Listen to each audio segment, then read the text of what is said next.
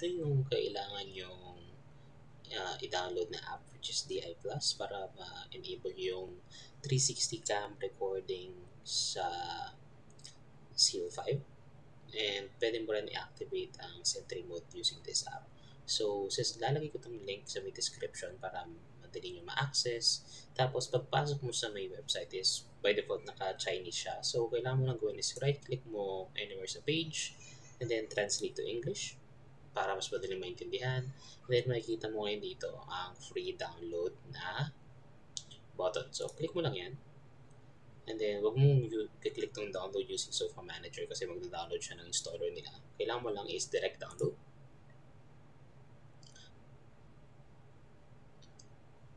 Yan, tapos kapag tapos siya mag-download, magpupunta siya usually sa downloads ng folder mo. Tapos, nandito siya ngayon yung pangalan niya is mahaba. com.1d+, tapos malaman nyo yan. Tapos,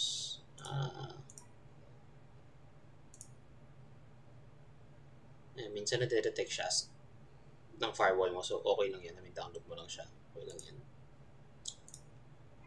Okay, so, download secure file. So, na-download na siya. Ayan, tapos na siya mag-download. Ayan na siya. So, kailangan mo lang siyang ilagay sa flash drive mo. Which is, meron akong flash drive na nakakabit niya sa computer, which is itong USB drive H. And take note na kailangan naka-format ang flash drive mo to FAT32. So, para in case na hindi pa naka-format yun sa inyo, punta lang kayo sa My Computer, right-click nyo yung USB drive, click on Format, and make sure na yung file system is FAT32. Tapos, ulitin natin. FAT32, tapos click mo lang yung Start, tapos mag-format yan, tapos okay na yung pagkatapos. And then, pasok ka sa USB drive, is dapat gumawa ka ng folder na exactly ito yung pangalan. Third Party Apps 63. Yung 63 is country code ng Pilipinas, which is 63 diba yung cellphone numbers natin. So, yun yung kailangan na nakalagay dyan. Dapat exact name to. So, Third Party Apps na may S and then 63. Tapos, dito mo siya ipipaste. Ako marami lang ako naman dyan. So, sa inyo, okay lang na empty yan. Tapos, ipipaste mo lang itong APK na na-download natin dito sa website nito. Okay? So, pagka-paste mo dyan, yan. Meron ako nakalagay. So, medyo duplicate lang to. So, okay lang yan. Yan. So, okay. Kasi i-check mo na siya ngayon sa computer mo. Tapos, ikakabit na natin siya sa may Seal 5. Ayan, dito na sa kotse. So, bago natin isaksak yung flash drive, kailangan mo munang i-activate yung debug mode dito sa may head unit. So, para magawa yun, punta ka dito sa phone. So, pop up yan na please connect Bluetooth. So, i-connect mo lang yung Bluetooth sa phone mo para malumabas yung dial pad. Na-connect ko lang yung Bluetooth ko. So, lumabas na yung dial pad. So, ito mismo yung kailangan mong i-type na numbers dito. So, asterisk pound 915-325-47 pound. And then, pag pindot mo ng asterisk is automatic yan dadalhin sa may next na window. So, ayan.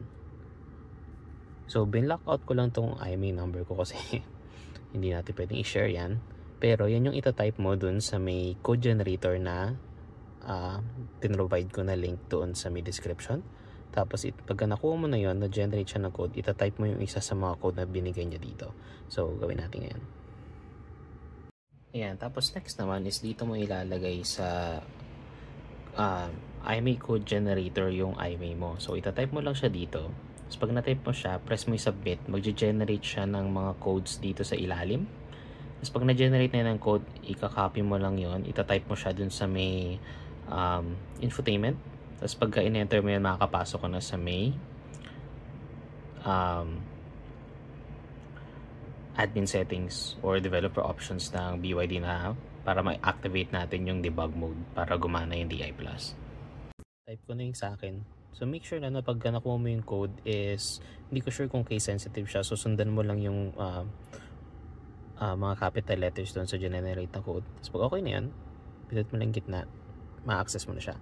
So next na kailangan mo gawin is punta ka sa test tools, then scroll down, nasa makita mo tong dalawang options na nagsasabi ng wireless ADB debug switch and then debug mode when USB is connected. Tapos on mo lang, pareho yan.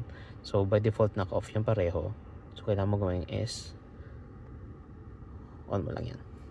Tapos, huwag mo nang pakialaman kahit ano dito kasi minsan nag-freeze yung infotainment. Medyo kinalkal ko na yan. So, huwag mo na lang siyang pakialaman. Yun lang yung kailangan mong i-on. Tapos, pag okay na yan, next step naman natin is i-install na yung actual na DI Plus na app. So, dito sa akin yung flash drive ngayon. Ayan. So, dito mo siya ikakabit sa may USB port sa baba. Dito, hindi dito sa taas. Kasi ito lang yung nagre-read ng code. ng flash drive. Pagkakabit mo yan, automatic to magpa-prompt ng please enter password. So, tingnan natin kung naalala ko pa. So, alam ko is password is BYD6125F. Capital lahat yon. So, pag enter mo yan, ayan, mapupunta ka na dyan is pwede mo na mag-install ng APKs lang lahat ng laman ng flash drive mo. So, kung gusto mag-install ng Gbox, pwede ka rin dito mag-install ng Gbox. Pero since right now, pinapakita ko na naman is itong D Plus app. Yun lang pipindutin ko, which is ito yung dinaload natin kanina. So, press mo lang yun, and then install.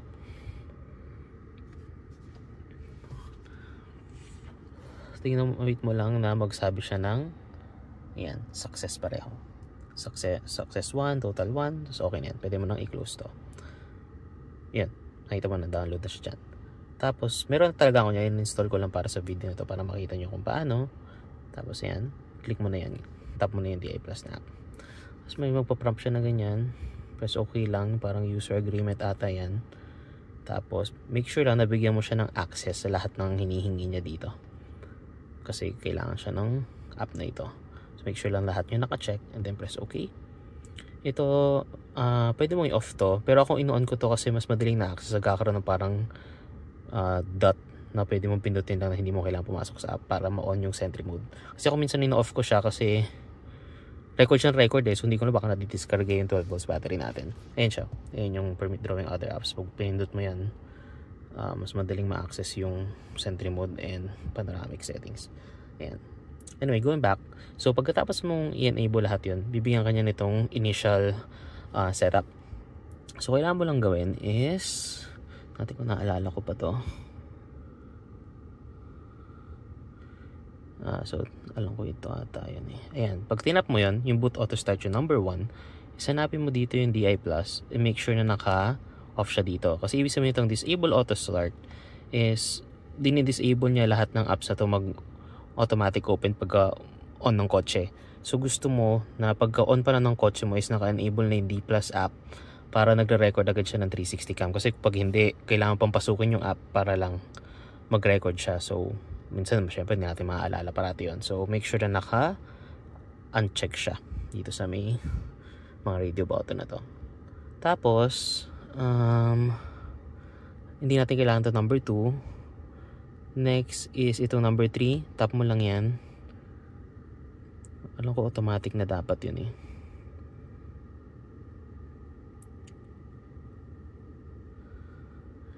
Ayan. Create SD file for FAT32. Na-detect niya rin yung SD card mo kung FAT32 kasi pwede mo lagyan ng SD card dito eh, diba? Yung sa akin may nakalagay ng SD card dito. So kaya na-detect niya ngayon na FAT32 siya. So okay na, gumagana na yun. Next is ito, tap mo lang yan. Tapos, disable BYD car. So, okay na yan. Ibig sabihin lang na pag-on na pagod ng kotse, magre-record agad. Itong Sentry Mode, hindi mo muna kinakalkal yan. Tapos, itong dalawa, pwede mo siyang ignore. Tapos, pag okay na yun, is pag nag-back ka, mapupunta ka na sa may usual settings niya. Yung kanina kasi is yung easy initialization niya, which is this one. Medyo basic yung settings na nandun. Pero pag na-setup ko na siya is kinakalkal ko lang yung mga nandito.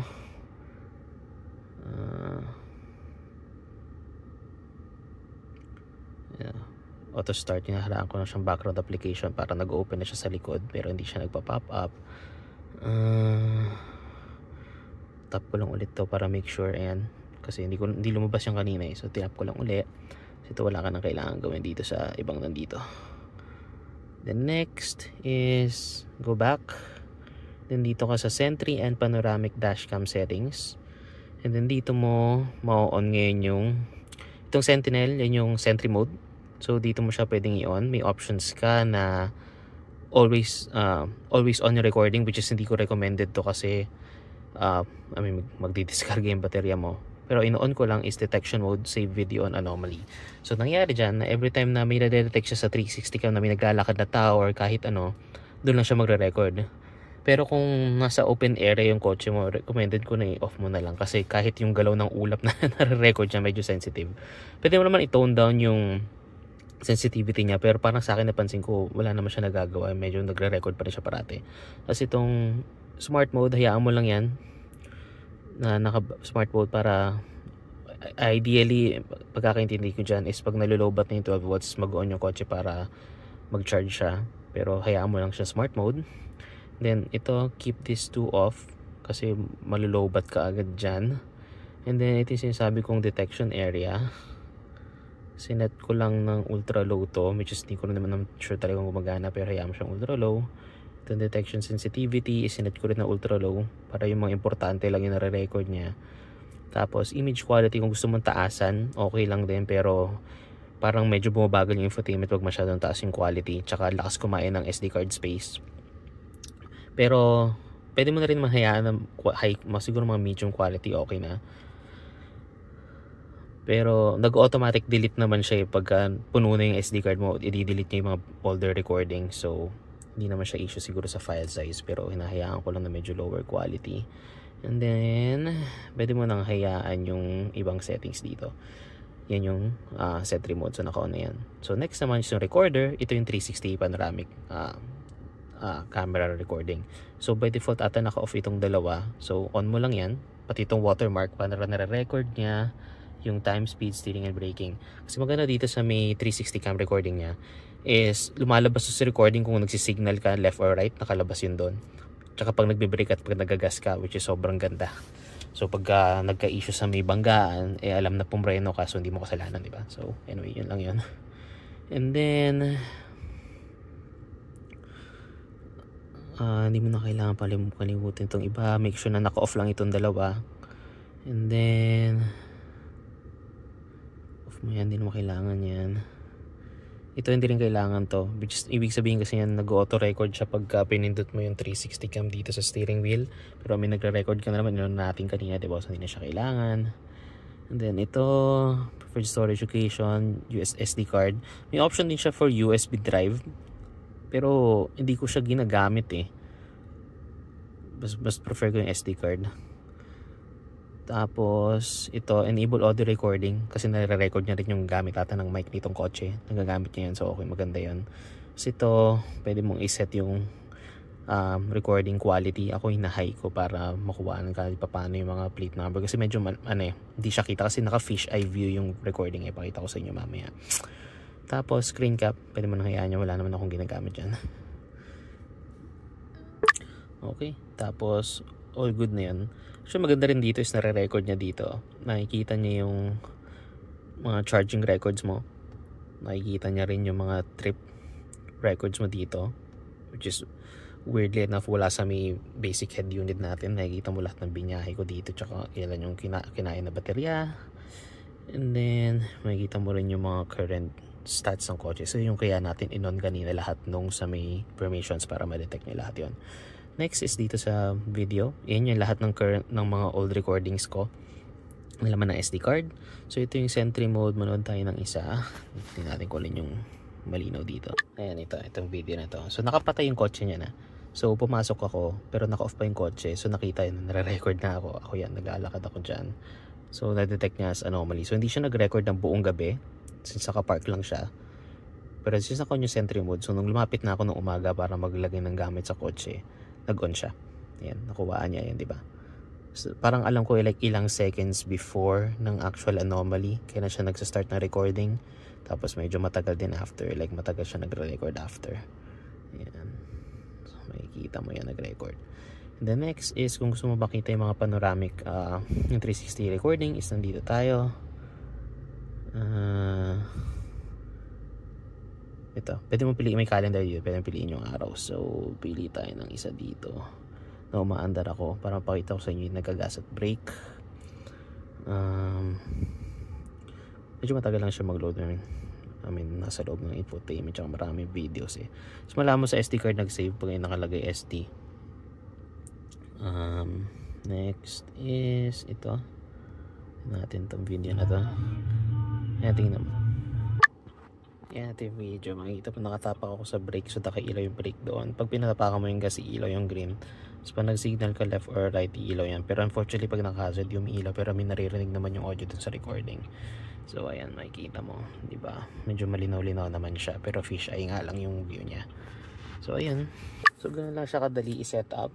Medyo marami ka lang kakalikutin, pero very straightforward naman. So if you guys have any question, let me know na lang sa comments.